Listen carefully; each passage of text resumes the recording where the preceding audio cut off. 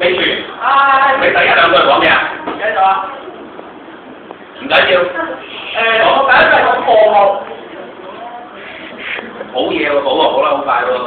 係咪我都話啲動物行過之後，解咪到啲嚟咯。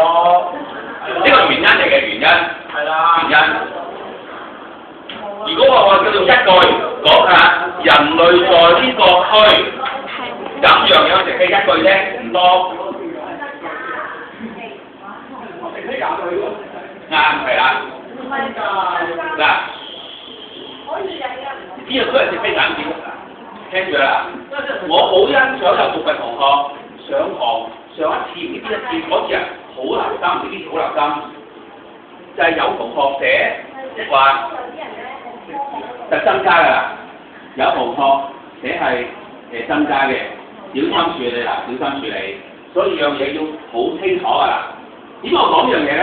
係因為我睇過 Lina Lau 自己作嘅一啲嘅 essay 啦 ，Lina Lau 自己出嘅佢啲學生答嘅 essay。佢問過呢類嘅嘢啦，嗱我而家講清楚俾你聽喎，人類喺科學啊，科學係低過染嚟㗎，係冇植物㗎。嗱喺呢個冇植物嘅地區，人類就會。但科學點會冇植物啊？有仙人掌啊！講硬就。仙人掌。咁你係講嗰啲旱植物咧？有條草都係植物啦，你可能冇。啱正確，好叻正確，將來同你啲明嘅嘢。而但科學係極稀少，做咩好稀少？嗰、那個係叫做初級生產率係極之低，極之低，即係 MVP 係初級生產率極之低。佢咁低咧就無可再低㗎啦。除咗仙人掌攞去做，除咗攞埋仙人掌去揀仙人掌嘅啫。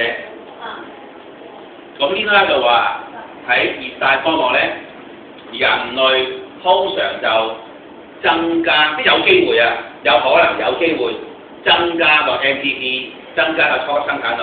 例如咩地方啊？例如就係加州嗰度，本來嘅科目變成幾富庶嘅農場嚟㗎，做埋各式各樣嘅生果啊、蔬菜，咁嗰個初級生產率咪高咗咯，植被咪多咗咯，就係指嗰樣嘢啦。係呢啦，以前有啲題目啊，講人類怎樣改變。嗱，將來可以咁問喎，人類怎樣改變呢個 TD 嘅 MPP， 即係植被嚟嘅啫，其實怎樣改變熱帶草原嘅 MPP， 熱帶雨林嘅 MPP， 或者嗰啲非常都係談多嘢啦。好欣賞啲同學幾好，我講俾你聽嘅嘢你好即係利用啊，會利用到，但係咧就撈亂咗誤會咗啊！熱帶科學 MPP 極低，所以就有啲地區係有可能係有啲人為嘅耕作咧，將佢提升。但係呢個區咩區嚟㗎？半乾旱、半荒漠。嗱呢個地方就係楊永全所講嘅荒漠啦。植被會減少啊！植被減少嘅後果係就叫草原退化，亦即是發生荒漠化地區咯。嗱呢個地區就係你哋前嗰個撒哈拉嚟㗎。